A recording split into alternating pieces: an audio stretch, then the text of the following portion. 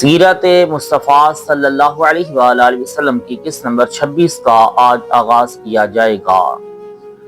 ہم پہنچے تھے پچھلی قسط میں قریش مکہ نے عبداللہ بن ابی منافق کو خط لکھا۔ خط کا مضمون یہ تھا کہ تم نے ہمارے آدمی یعنی محمد صلی اللہ علیہ وآلہ وسلم کو اپنے یہاں پناہ دے رکھی ہے۔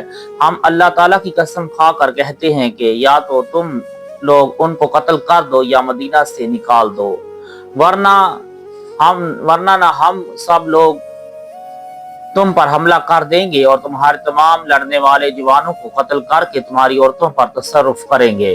جب حضور نبی رحمت صلی اللہ علیہ وآلہ وسلم کو کفار مکہ کے اس تہدید آمیز اور خوفناک خط کی خبر معلوم ہوئی تو آپ نے عبداللہ بن ابی سے ملاقات فرمائی اور ارشاد فرمایا کہ کیا تم اپنے بھائیوں اور بیٹوں کو قتل کرو گے؟ چونکہ اکثر انصار دامن اسلام میں آ چکے تھے، اس لیے عبداللہ بن ابی نے اس نقطہ کو سمجھ لیا اور کفار مکہ کے حکم پر عمل نہ کر سکا۔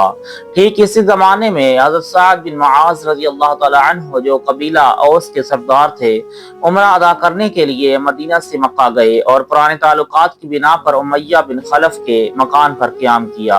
جب امیہ ٹھیک دوپہر کے وقت ان کو ساتھ لے کر طواف کعبہ کے لیے گیا تو اتفاق سے ابو جہل سامنے آ گیا اور ڈانٹ کر کہا کہ اے امیہ، یہ تمہارے ساتھ کون ہے؟ امیہ نے کہا کہ یہ مدینہ کے رہنے والے سعد بن معاذ ہیں۔ یہ سن کر ابو جہل نے تڑپ کر کہا کہ تم لوگوں نے بے دھرموں یعنی محمد صلی اللہ علیہ وآلہ وسلم اور صحابہ کو اپنے یہاں پناہ دی ہے۔ اللہ کی قسم اگر تم امیہ کے ساتھ میں نہ ہوتے تو بچ کر واپس نہیں جا سکتے تھے۔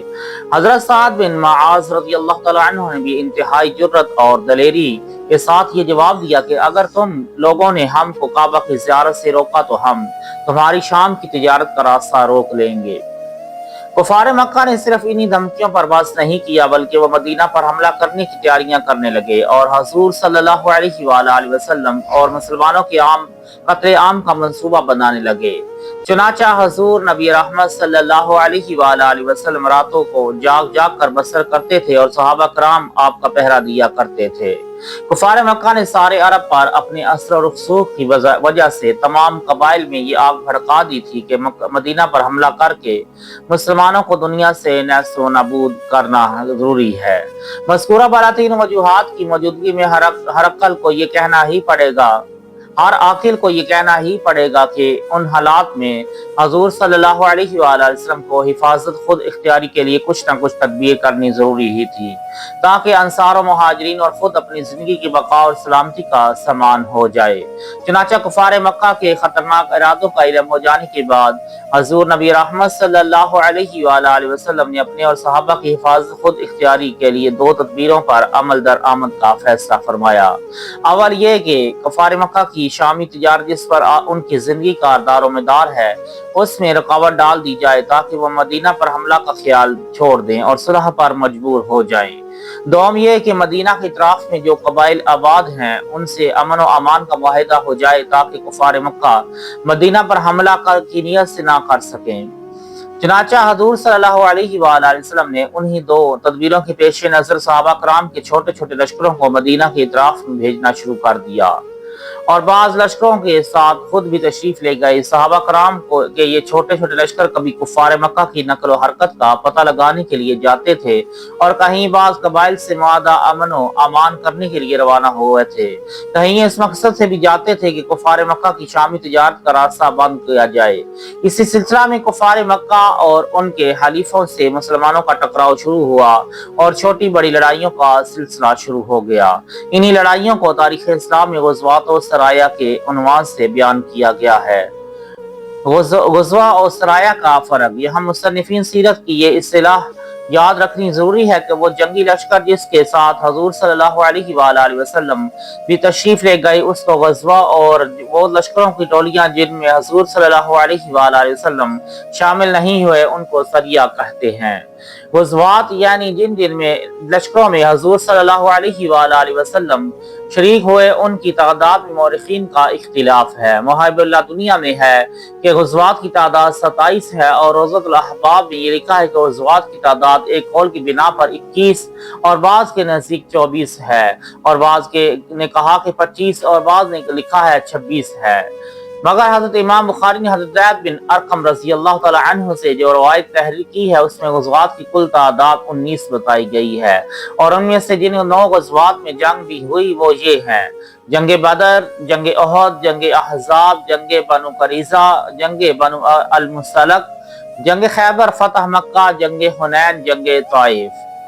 سرایہ یعنی جن لشکروں کے ساتھ حضور صلی اللہ علیہ وآلہ وسلم تشریف نہیں لے گئے ان کی تعداد بعض مورخین کے نزدیک 47 ہے اور بعض کے نزدیک 56 ہے۔ امام بخاری نے محمد بن اسحاق سے روایت کیا ہے کہ سب سے پہلا غزوہ ابوا اور سب سے آخری غزوہ تبوک ہے، اور سب سے پہلا سریہ جو مدینہ سے جنگ کے لیے روانہ ہوا وہ سریہ حمزہ، جس کا ذکر انشاءاللہ آگے آئے گا۔ غزوات و سرایہ ہجرت کے بعد کا تقریباً کل زمانہ غزوات و سرایہ کے اہتمام و انتظام میں گزرا، اس لیے کہ اگر غزوات کی کم سے کم تعداد جو روایات میں آئی ہیں یعنی 19 اور سرایہ کی کم سے کم تعداد جو روایتوں میں ہے یعنی 47 شمار کر لی جائے تو 9 سال میں حضور صلی اللہ علیہ وآلہ وسلم کو چھوٹی بڑی 66 لڑائیوں کا سامنا کرنا پڑا۔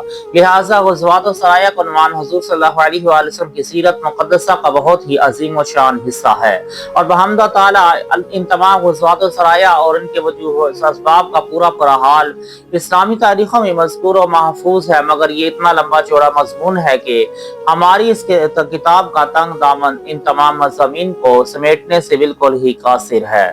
لیکن بڑی مشکل یہ ہے کہ اگر ہم بالکل ہی ان مضامین کو چھوڑ دیں تو یقیناً سیرت رسول کا مضمون بالکل ہی ناقص اور نامکمل رہ جائے گا۔ اس لیے مختصر طور پر چند مشہور غزوات و سرایہ کا یہاں ذکر کر دینا نہایت ضروری ہے تاکہ سیرت مقدسہ کا یہ اہم باب بھی ناظرین کے لیے نظر افروز ہو جائے۔ سریہ حمزہ۔ حضور اقدس صلی اللہ علیہ وآلہ وسلم نے ہجرت کے بعد جب جہاد کی آیت نازل ہو گئی تو سب سے پہلے جو ایک چھوٹا سا لشکر کفار کے مقابلہ کے لیے روانہ فرمایا اس کا نام سریہ حمزہ ہے۔ حضور صلی اللہ علیہ وآلہ وسلم نے اپنے چچا حضرت حمزہ بن عبد المطلب رضی اللہ تعالی عنہ کو ایک سفید جھنڈا عطا فرمایا، اور اس جھنڈے کے نیچے صرف 30 مہاجرین کو ایک لشکر کفار کے مقابلے کے لیے بھیجا جو 300 کی تعداد میں تھے، اور ابو جہل ان کا سپہ سالار تھا۔ حضرت حمزہ رضی اللہ تعالی عنہ سیف البحر تک پہنچے اور دونوں طرف سے جنگ کے لیے صف بندی بھی ہو گئی، لیکن ایک شخص مجدی بن عمر جہینی نے جو دونوں فریق کا حلیف تھا بیچ میں پڑھ کر لڑائی موقوف کرا دی۔ سریہ عبید بن الحارث اس سال 60 یا 80 مہاجرین کے ساتھ حضور صلی اللہ علیہ وآلہ وسلم نے حضرت عبیدہ بن الحارث کو سفید جھنڈے کے ساتھ امیر بنا کر رابغ کی طرف روانہ فرمایا۔